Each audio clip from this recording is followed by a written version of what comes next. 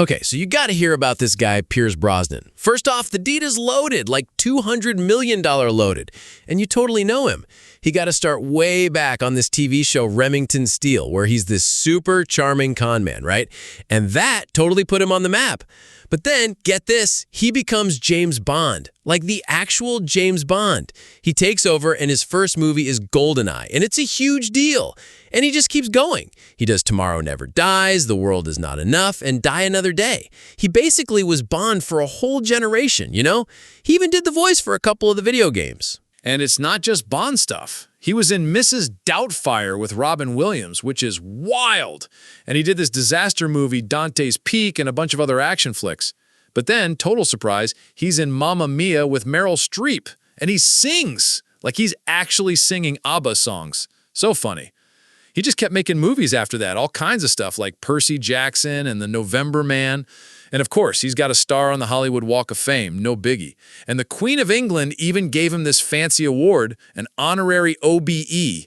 He couldn't get the full knighthood because he's Irish, but still, super cool. Okay, so you're not going to believe how much he made as Bond. For just those 4 movies, he raked in like $48 million. It started at $4 million for GoldenEye, then it just went up and up. For his last one, Die Another Day, he got a cool $16.5 million. Insane, right? So his personal life is a story, too. He was married to this actress, Cassandra, but she sadly passed away, which is so messed up. But then he meets Keely Shea Smith, and they've been married since 2001. Super sweet. And their houses are on another level.